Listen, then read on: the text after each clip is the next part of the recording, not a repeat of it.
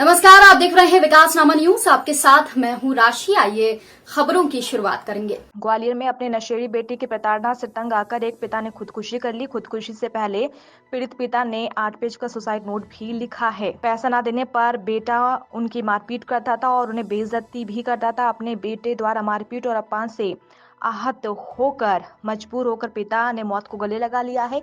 Suicide note में मृतक सुरेश गुर्जर ने बेटे द्वारा अपनी पत्नी हत्या आशंका जताई है। पुलिस ने सुरेश गुर्जर के बेटे धर्मेंद्र पर हत्या के लिए उकसाने का मामला दर्ज कर लिया है। गौरतलब है कि सुरेश गुर्जर का बेटा काफी समय से स्मैक और शराब के नशा कर रहा था और नशे में ही अपने पिता की मारपीट करता था।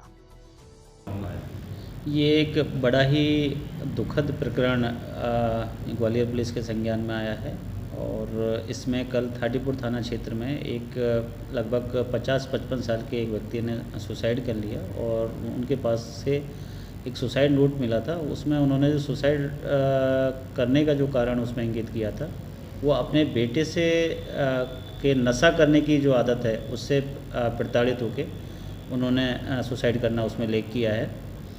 ये बड़ा ही एक तरीके से देखा जाए तो एक मार्मिक भी है, संवेदन बहुत ज़्यादा इसमें कहीं ना कहीं संवेदना है। और एक जो आजकल सोसाइटी में जो खासकर जो नौजवान बच्चे हैं जिस तरीके से गलत संगत में जा रहे हैं, जिस तरीके से नशे के आदी हो रहे हैं और उनका नतीजा ये है कि इस तरीके से परिवार बर्बाद हो रहे हैं, ना केवल आर्थिक रूप से, मानसिक रूप से और सामाजिक तौर तरीके से, सब तरीके से परिवार बर्बाद होते हैं।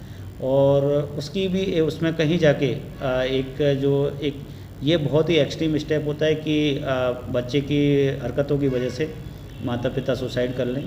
इसमें थाने लेवल पे जो वैधानिक कार्रवाई हो रही है उनके सुसाइड नोट के आधार पर जो आगे की कार्रवाई है वो होगी।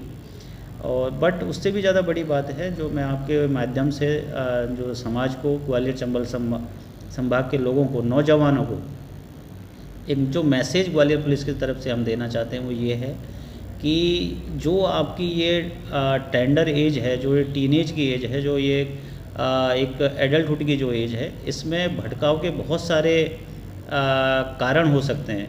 लेकिन उन सब चीज़ों से आप दूर रहें, नशे से दूर रहें। अगर आपको इसकी शुरुआत बहुत पहले जो शुरुआत में एक यार दोस्तों के बीच में हो सकता है एक टेस्ट करने के तौर पे हो, लेकिन कब इसके आदी हो जाते हैं पता भी नहीं चलता। तो सभी नौजवानों से अपील है कि आप लोगों में काफ़ी अच्छा पोटेंशियल है, आप खेल कूदों में अच्छा कर सकते हो, आप मिलिट्री में जा सकते हो, जितनी भी हमारी आर्मी फोर्सेज हैं उनमें जा सकते हो, पैरा मिलिट्री फोर्सेज में जा सकते हो और जा भी रहे हैं। ग्वालियर चंबल संभाग से बहुत युवा फोर्सेज में जा रहे हैं। तो वो एक जो आपका जज्बा है उसको बना के रखें, समाज को कुछ ना कुछ पॉजिटिव कंट्रीब्यूशन देते रहें और इस तरीके के भटकाव की चीज़ों में ना पड़ के अपने जीवन को ना समाप्त करें, अपनी एनर्जी को ना समाप्त करें और परिवार को भी इस तरीके की दुविधा में नहीं डालें।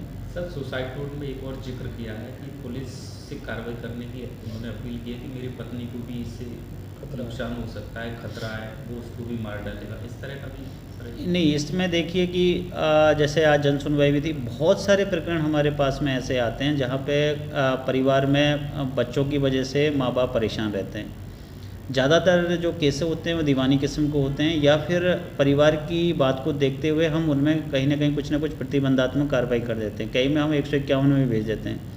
लेकिन चूँकि पारिवारिक मामला होता है तो वही परिवार के मेम्बर, वही परिवार के सदस्य उनकी जमानत देने के लिए हाजिर हो जाते हैं या फिर उनको माफ़ कर दिया जाता है। तो फिर से और उसमें एक उम्मीद भी बनी रहती है कि बच्चा आगे से सुधर जाएगा। इस वाले प्रकरण में भी अब ये बहुत ही एक्सट्रीम स्टेप था। उन्होंने सुसाइड नोट में लिखा है कि अगर बच्चे के खिलाफ़ कार्रवाई नहीं की गई तो उसकी माँ को भी, जो उनकी पत्नी है मृतक और जो लड़का है उसकी माँ को भी उससे खतरा हो सकता है। तो डेफिनेटली जो सुसाइड नोट मिला है उसके खिलाफ़ है, हम उसके खिलाफ़ कार्रवाई तो करेंगे ही।